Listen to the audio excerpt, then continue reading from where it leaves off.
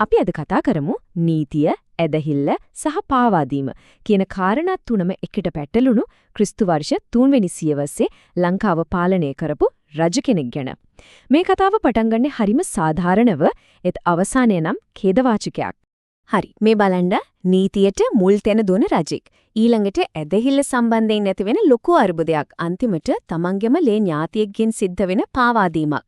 මේ වාක්‍ය තුනෙන් ඇත්තටම වෝහාරික දෙස රජතුමාගේ සම්පූර්ණ ජීවිත කතාවම සාරාංශ කරන්න පුළුවන්. අපි බලමු ඒ කොහොමද කියලා.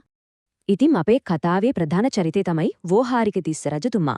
එතුමාගේ පියා සිරිනාග රජතුමාගෙන් පස්සේ රජකමට පත්ුනේ කවුද කියන එක ගැන මහවංශයේ දීපවංශයේ අතරේ පොඩි පරස්පරයක් තියෙනවා.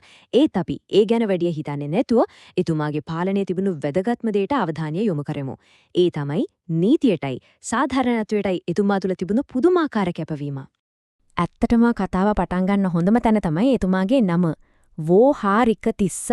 මෙතන වෝහාරික කියන්නේ පාලි භාෂාවෙන් නීති විශාරදයා එහෙවත් නැත්නම් නීතිඥයා කියන අදහස. ඉතින් හිතාගන්න පුරුවන් නමෙන්ම එතුමාගේ ස්වභාවය මොන වගේද කියලා. නීතිය ගැන කොයිතරම් ගැඹුරු දැනුමක් එතුමාට තිබුණද කියන එක ඒකෙන්ම පැහැදිලියි. ඉතින් මේ නීති විශාරද රජතුමා මොන වගේ දේවල්ද කළේ? පළවෙනිම දේ තමයි ශාරීරික වදහිංසා දින එක සම්පූර්ණයෙන්ම අහෝසි කළා දාපු එක. ඒ වෙනුවට හරිම මානුෂීය නීති පද්ධතියක් රටට හඳුන්වලා දුන්නා.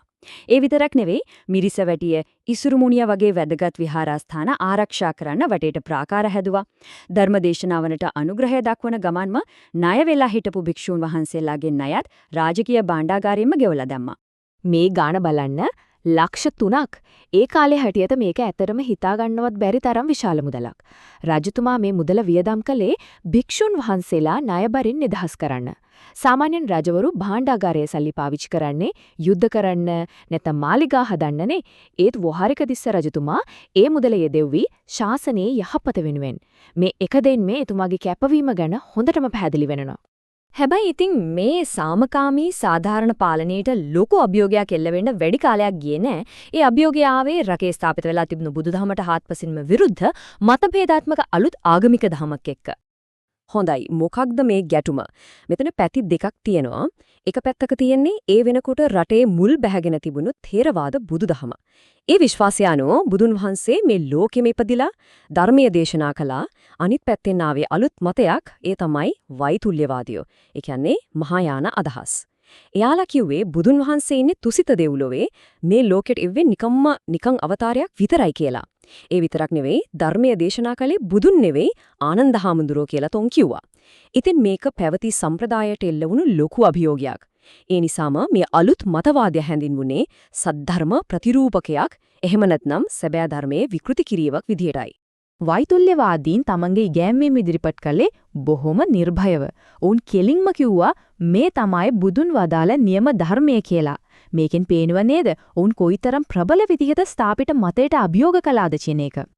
ඉතින් මේ අභියෝගයට රජතුමා මුහුණ දුන්නේ කොහොමද? එතුමා කලබල වුණේ නැහැ. මුලින්ම තමන්ගේ හිටපු ප්‍රඥාවන්ත මැමැතිවරයා කපිලට මේ ගැන හොයලා බලන්න බාර දුන්නා. කපිල ඇමතිවරයා ඒ ග්‍රන්ථ ඔක්කොම පරීක්ෂා කරලා තීරණය කළා මේවා බුද්ධ භාෂිතයෙන් නෙවෙයි කියලා. ඉතින් රජතුමාගේ තීන්දුව හරිම දැඩි වුණා. එතුමා අනකලා ඒ වෛතුල්‍යවාදී පොත්පත් ඔක්කොම එකතු කරලා පුච්චලා දාන්න. ඒ මතය පිළිගත් භික්ෂුන්ටත් දඬුවම් දුන්නා. නීතියට ගරු කරපු රජතුමා තමන් සත්‍ය කියලා විශ්වාස කරපු ධර්මය ආරක්ෂා කරන්නත් නීතිය ඒ විදිහටම දරුණු ලෙස ක්‍රියාත්මක කළා.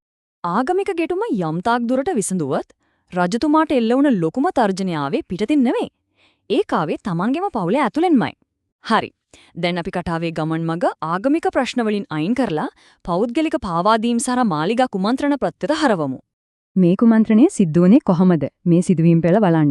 මුලින්ම රජතුමාට අහුවෙනවා තමන්ගේ බිසවටයි තමන්ගේම මල්ලි අභේනාග කුමාරයාටයි අනියම් සම්බන්ධයක් තියෙනවා කියලා. ඉතින් දඬුවමට බය වෙන අභේනාග ඉන්දියාවට පැනලා යනවා.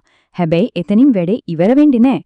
ඔහු සුබදේව කියලා ඔත්තුකාරයෙක්ව ආපහු මාලිගාවට එවනෝ රජතුමාගේ විශ්වාසය දිනාගෙන ඇතුළෙන්ම පාලනය දුර්වල කරන්න.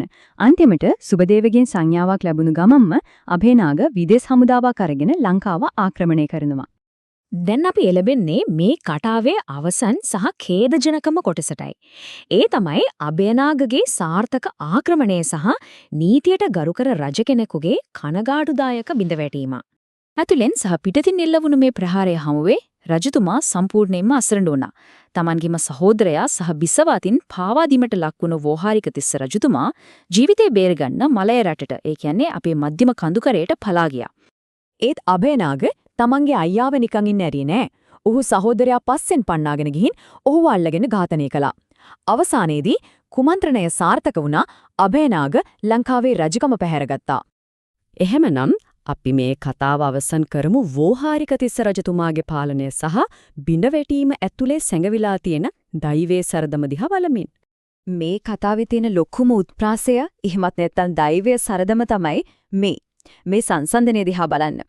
වෝහාරික තිස්ස රජතුමා කියන්නේ වදහිංසා නැති කරපු මානුෂීය පාලකෙක්. ඔහු වෛතුල්‍යවාදය දැඩිව මර්ධනය කළා. ඒත් ඔහුව මරලා බලය ගත්ත ඔහුගේ සහෝදරයා අභයනාග බලයට ආවට පස්සේ මොකද කළේ? ඔහු වෝහාරික තිස්ස රජතුමා එච්චර දරුණු විදිහට මර්ධනය කරපු ඒ වෛතුල්‍යවාදී මතවලට එරෙහිව තිබුණ දැඩි නීති ලිහිල් කළා. ඉතින් අවසාන වශයෙන් මේ ප්‍රශ්නේ අපිට ඉතිරි වෙනවා. නීතියටයි සාධාරණත්වයටයි රටක් පාලනය කරන්න පුළුවන්ද, ගොඩනගන්න පුළුවන්ද? හැබැයි බලය, පාවාදීම සහ පෞද්ගලික සම්බන්ධතා වගේ දේවල් ඉස්සරහට එනකොට ඒ නීතියටම රජ කෙනෙක්ව ආරක්ෂා කරන්න පුළුවන්ද? වෝහාරික තිස්ස රජතුමාගේ කතාව අපිට ඒ ගැන හුඟක් දේවල් හිතන්න ඉඩ තියෙනවා.